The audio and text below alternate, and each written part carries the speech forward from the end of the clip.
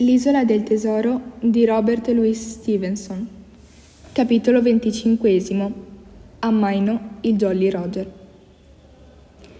Avevo appena fatto in tempo a sistemarmi saldamente sul buon presso che con la forza di una fucilata il fiocco volante schioccò e, gonfiandosi sulle mura opposte, feci virare la nave di bordo. L'improvvisa inversione di rotta fece vibrare la goletta fino alla cinghia, ma le altre vele continuarono a portare, sicché, un minuto dopo, il fiocco tornò nella posizione di prima e si afflosciò. Per poco il colpo non mi aveva fatto cadere in mare. Non persi quindi tempo, strisciai lungo il buon presso e mi lanciai a testa in avanti sulla coperta. Mi trovavo sul lato sottovento del castello di prua e la vela maestra, che continuava a portare, copriva in parte al mio sguardo il ponte di poppa. Non si vedeva anima viva. Sulle tavole del ponte, che dopo l'ammutinamento non erano state più lavate, c'erano innumerevoli impronte e una bottiglia vuota, col collo spezzato, rotolava avanti e indietro. Negli ombrinali quasi avesse vita propria. Di colpo la spagnola si presentò dritta al vento. I fiocchi dietro di me schioccarono forte. Il timone sbatacchiò. L'intera nave fece un balzo pauroso, vibrando tutta. E in quel momento il bompa della vela di maestra girò entrobordo, tanto da far gemere la scotta dei bozzelli, lasciando aperto il lato di sottovento del ponte di poppa. Ecco dove erano i due uomini di guardia. Berretto rosso era supino, rigido come un palanchino, con le braccia spalancate come fosse crocifisso e i denti lasciati scoperti dalle labbra socchiuse. Israel Hands stava invece appoggiato contro la murata, con il mento sul petto, le mani aperte distese sul ponte, davanti a lui, e la faccia, sotto la bronzatura, bianca come una candela di sego. Per un po' la nave continuò a scalciare e scartare come un cavallo imbizzarrito, con le vele che si gonfiavano ora in una direzione, ora in un'altra, e il bompa che spezzava avanti e indietro, tanto da far gemere l'albero per lo sforzo. Per giunta, ogni tanto, una nuvola di spruzzi superava la murata e la prua andava a sbattere violentemente contro le onde. Quanto di più si sentiva il mare su questa grossa goletta attrezzata di tutto punto che sul mio rudimentale, sbilenco coracle, finito ormai in fondo all'oceano. Ad ogni impennata della goletta, Berretto Rosso scivolava in su e in giù, ma, visione spettrale, né la sua posa né il ghigno fisso che lasciava i denti scoperti veniva in alcun modo alterati da questo rude trattamento. A sua volta, Hans, ad ogni impennata, sembrava sprofondare sempre più giù, fino a sdraiarsi sul ponte, con i piedi che scivolavano ancora più in fuori e l'interno del corpo che li inclinava verso poppa, tanto che, a poco, non riuscii più a vedergli la faccia, tranne gli orecchi e il ricciolo scarmigliato di una basetta. Avevo intanto notato che le tavole del ponte, tutto attorno a loro, erano intrise di sangue scuro e cominciavo a pensare che, in preda all'alcol, si fossero scannati tra loro. Mentre stavo lì a guardarli, interrogandomi sul da farsi, in un momento di calma in cui la nave non si mosse, Israel Hands si rigirò a metà con un piccolo gemito, riportandosi a fatica nella posizione in cui l'avevo visto prima. Il dolore e la spossatezza mortale racchiusi in quel gemito e la mascella aperta, ciondoloni, mi toccarono l'animo. Poi però ricordai le parole che avevo udito da dentro il barile delle mele e persi ogni pietà. Andai verso poppa fino a raggiungere l'albero di maestra. «Benvenuto a bordo, signor Hans», dissi con sarcasmo. Hans roteò pesantemente gli occhi, ma era troppo andato per mostrare il minimo stupore. L'unica cosa che poté fare fu pronunciare una singola parola: brandy. Mi resi conto che non c'era tempo da perdere e, schivando il bomba, che aveva ripreso a spazzare il ponte, sgattaiolai verso poppa e, giù per le scalette del boccaporto, entrai nella saletta. Non si può immaginare il disordine che vi trovai. Qualunque cosa fosse stata chiusa a chiave era stata scassinata alla ricerca della carta. Il pavimento era inzaccherato di fango nei punti in cui le canaglie si erano sedute a bere o a chiacchierare, dopo aver sguazzato negli acquitrini intorno al loro accampamento. Le murate, tutte dipinte di bianco acceso e ornate di fregi dorati, erano ricoperte di sudice manate. Dozzine di bottiglie vuote sbattevano rumorosamente una contro l'altra negli angoli, seguendo l'ondeggiare della nave.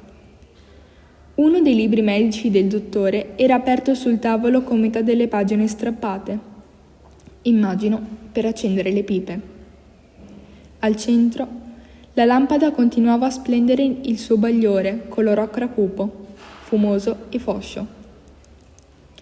Entrai dove venivano conservati i liquori. Non era rimasto un solo barilotto e un numero stupefacente di bottiglie erano state scolate e gettate via. Senza dubbio, dall'inizio dell'ammutinamento, non uno di loro doveva essere rimasto sobrio. Frugando in giro, scovai una bottiglia in cui c'era ancora del brandy e per me trovai qualche galetta, della frutta sciroppata, una grossa manciata di uvetta e un pezzo di formaggio. Presi il tutto e tornai in coperta. Posai le mie provviste dietro la testa del timone, fuori dalla portata del nocchiere. Andai al barilotto per l'acqua e mi feci una bella bevuta.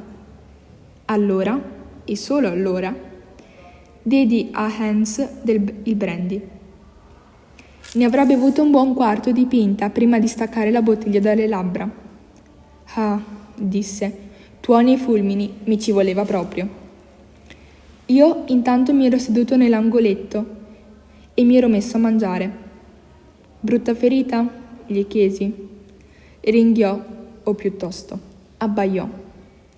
Se a bordo c'era quel dottore, disse, prima di domani sarei già in piedi, ma io non ho fortuna. Vedi? Questo è il mio problema. Per quanto riguarda quel disgraziato, è bello e morto. Guarda, aggiunse indicando l'uomo con il berretto rosso. E poi, comunque, non era un marinaio. E tu? Da dove sbuchi? Ecco, dissi io, sono venuto a bordo per prendere possesso di questa nave, signor Hans, e fino a nuove disposizioni vi prego di considerarmi il vostro capitano. Mi guardò con una certa irritazione, ma non disse nulla. Aveva ripreso un po' di colore, anche se aveva ancora un'aria malinconica, e seguitava ad ogni scossone della nave a scivolare giù e finire sdraiato. E tra l'altro, continuai, non posso tenere questa bandiera, signor Hans, quindi, con il vostro permesso, la ammaininerò. Meglio non averne nessuna che avere questa. E, schivando nuovamente il boma, corsi alla sagola della bandiera, tirai giù il loro dannato drappo nero e lo scagliai fuori bordo. Dio salvi il re, dissi agitando il mio berretto. Questa è la fine di Capitan Silver. Egli mi fissò curioso, con l'aria scaltra, il mento sempre appoggiato sul petto. Immagino, disse dopo un po', immagino, capitano Ovskin, che prima o poi vorrete tornare a riva? Parliamone, no? Beh, sì, dissi io. Con tutto il cuore, signor Hans, ditemi. E tornai al mio posto con grande appetito.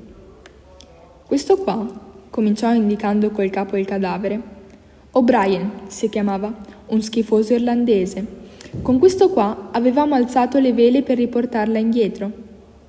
Beh, lui adesso è morto.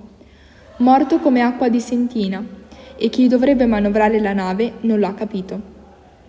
A meno che non mi sbagli, senza i miei consigli non sarete certo voi.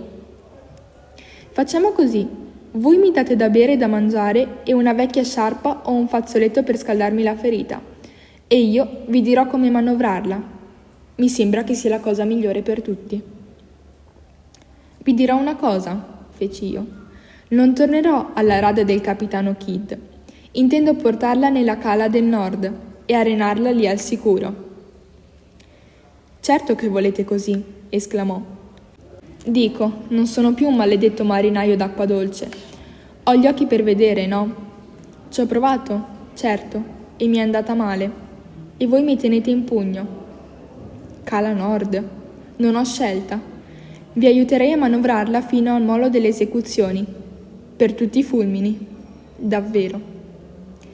Mi sembrava abbastanza ragionevole.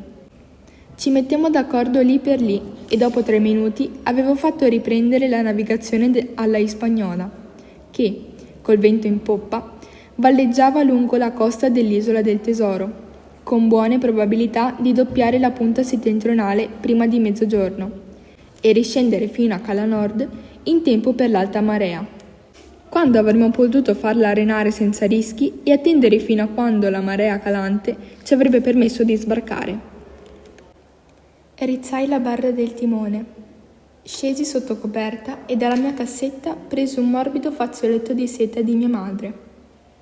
Con il mio aiuto, Hans lo usò per fasciare un grosso squarcio sulla coscia che non smetteva di sanguinare e dopo aver mangiato un poco e mandato giù un altro paio di sorsi di brandy, cominciò a riprendersi visibilmente e si alzò a sedere. Prese a parlare più forte e con maggiore chiarezza, tanto da sembrare, in tutto e per tutto, un'altra persona. Avevamo il vento favorevole.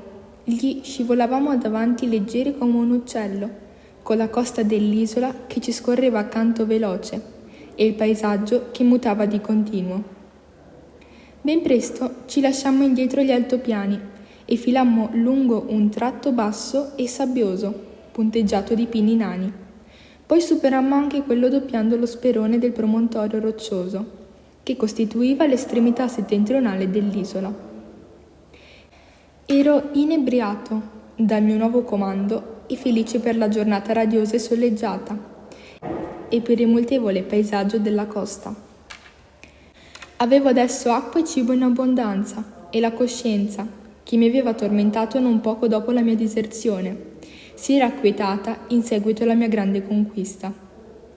Penso che non avrei potuto desiderare nient'altro dalla vita, se non fosse stato per gli occhi del nocchiere che mi seguivano beffardi per tutto il ponte. C'era qualcosa in quel sorriso, qualcosa di sofferente e di esausto, un sorriso prostrato da vecchio. Al tempo stesso c'era però anche un accenno di scherno, un'ombra di tradimento, mentre con l'aria scaltra mi teneva sotto controllo, spiando il mio lavoro.